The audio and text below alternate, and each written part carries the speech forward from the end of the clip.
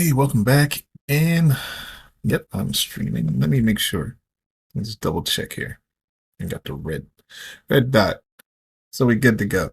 I had to delete the cache and the cookies and all that stuff. It's getting clogged up.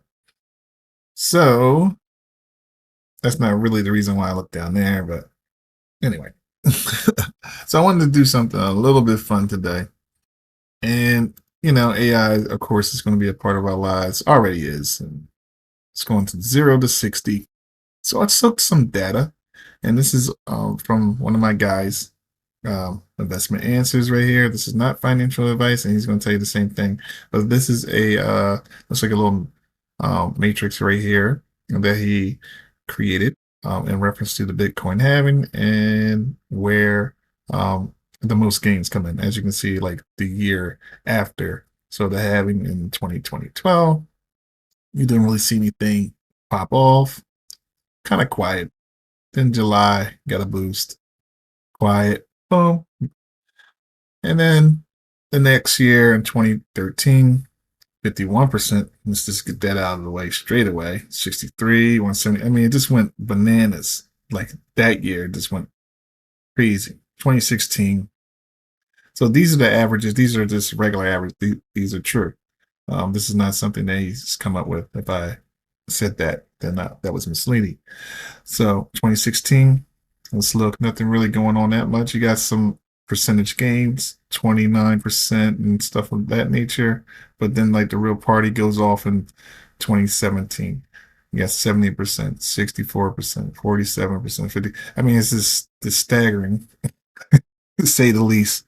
So here we go, 2021, pandemic area, and then we had some muffledness, things going on. Didn't really pop off until, like I was saying, it did jump off a little bit in February and March, and then like near the end here in October. So now, as you can see, it's kind of like dwindling, like each year after the returns are getting smaller, Bitcoin is getting larger. So the how can I say the average rate of return is going to actually be small also. Well, reduce. This is big. It's just more to move around. So the 2025 here is not filled out, and he does this stuff. He really gets into it, and he'll explain it, break it down, and yeah. So they got the average already for January. So I thought it would be cool to go over and ask Grok. Um, and Grok has the feature you can upload images now, because I think I exhausted my chat GPT image upload. So I said, let me just use Grok. So this is Grok 2. I guess the latest the latest version. And so I took that screenshot, placed it here, asked the question based off the screenshot, what would be the likely Bitcoin average return averages look like? So it didn't really understand correctly. It did, but it didn't. So I just had to be a little bit of I just had to be a little bit more direct, and then it got it. And it says, based off of historical data, and it gives this explanation, and that's a good thing. So let's see, 11%. So average out February next month, maybe 16, but it looks like it'll have an average of 35%. And this is being modest here, believe me, just based off the data and information that Grok has come up with, saying like, maybe between the highest months of return will come in April, based off of that historical data, and will come in November 2025. Now that's I mean, can you base it off that? Maybe you can try. I mean, like, that's some real data there, and we're using the AI engine. I'm going to keep an eye out. I mean, I DCA anyway, so it doesn't really matter, but I'm just curious. So, what I said, we got experts, a lot of experts out there. I asked the question, does that fall in line with other experts on the subject? Things also. So don't mind my pen and shit. I mean, my I just type it out real quick. It knows what I'm talking about. and definitely not knows. I have done some training on this thing. Well, not this one model, but one that you had to do actually train to understand these things. Oh man. So yeah, it's got it. So it'll give you it gives the information. So I need it in the same form. I need it, I need to see it in the same format. So it does give me an average based off what the experts think and present in the same format as your predictions for 2025. And so boom, here we go. This is the experts. So that as you can see, it's like a steady, steady rate of return. You got like 20%, 25, 25, 20, 20, and it's just steadily there's a difference. That's the only thing I can say. And this is their various, prediction, and it's just grabbed it off the internet. Like you can see, as the information on where it extracted it from. And let's see here. So I want to see them both side by side so I can get clarity. I just want to know, what I'm looking at, and just base it off of that. So I'll do it by month to month for myself personally because so far, I guess January, the rate of return is 11% is the prediction. So we'll see how that works out. So it was seen, of course, the experts are in line for this to be a mega bull run, mega, like as far as like the historical data is concerned.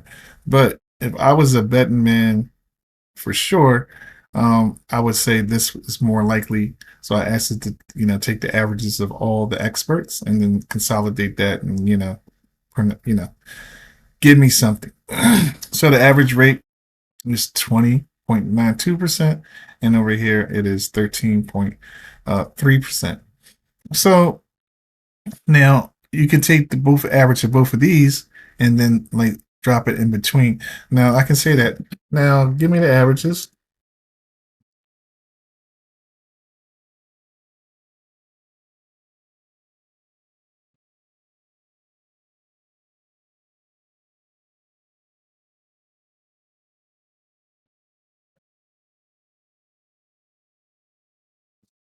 See what happens. So now we'll have it expert historical based data. Now give me an average of both and present it in the same. Let me see. Now, do I understand historical database? 13%. Um, take the average of both. Take um take both sides and give me an average for the year. Similar to your previous responses. See if it gets it. Take both sides and give. I definitely have to read it back this time. Give me an answer for the years. Okay, let me see if it gets that. Or I mean, I have to be so can't be so lazy now. Let me see. So the combined average, considering both historical data and expert, will be approximately so a 17% return. All right, percent that uh, in a year format, broken up by months. We're making it work now. Let's see if it can do that. Oh, boom! It's going to do it. So it's not. It's just doing it. Well, use the. I'm not going. That's good enough. I'll take that. I can ask it more questions and make it more. Let's say, well, make it more detailed. I can say based off the information. Use the information. Okay, let's try one more. Use the data from both both. Use the data from both the historical perspective, historical perspective, and the expert perspective. to fill in the months.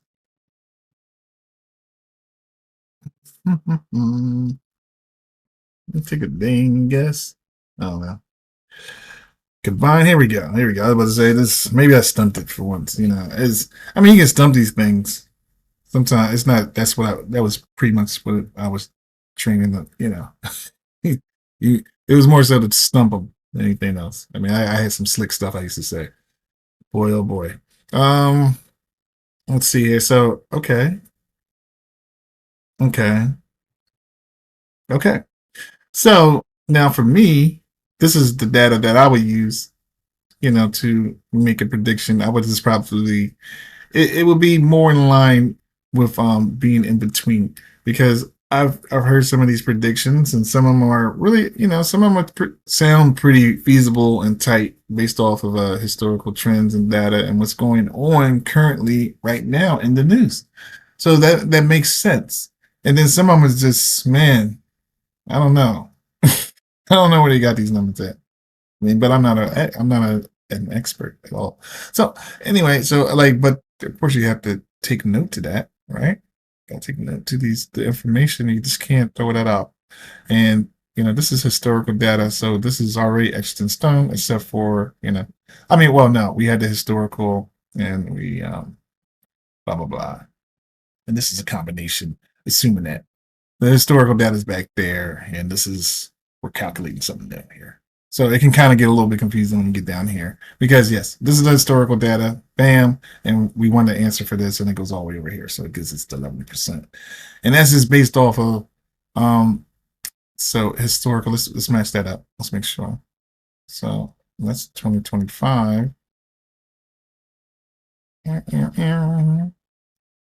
Historical data for 2020. Okay, yeah. So we got our historical data for 2025 that based off of the data of previous years. I'm start to confuse myself to create an estimate for boom here. And then we're gonna okay. So we took that. Just making sure.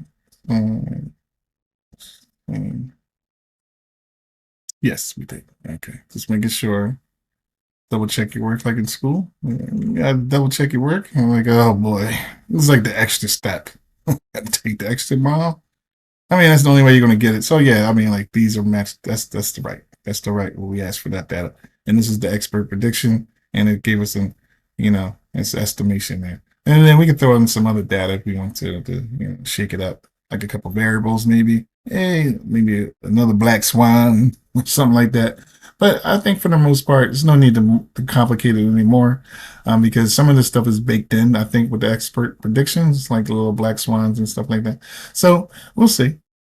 So I like the 17%. So I thought that was a fun thing to do. I did some of it here. And this is all you need is an X account. And I'm liking it. But let me see how much it's going to cost because, for one, $7 a month is not bad at all. And here's why I say actually this is super duper good. I'm like, man, but you get Grok with increased limits. So you don't know Grok 2 is a leading, okay, right code, yeah, it does all that good stuff. I think it's worth it. It depends on how long you could, I mean, how much you could use Grok. I mean, I use AI. For me, I think that this makes sense. I think I probably will use it enough. I do use it. I can use it a lot if I want to. I don't have to, but like, yeah, I think this works for me. So I think that's a reasonable. I just think that's really reasonable, and I'm using it now. You know what I mean? Like I'm using Grok now, and it's like okay. So compared to chat I think it's $20 a month, and then you can use. But they have their things too. They got like Sora, and like, So it's what you want, basically. And I think for me, and what I'm looking for, I think this will be enough for me.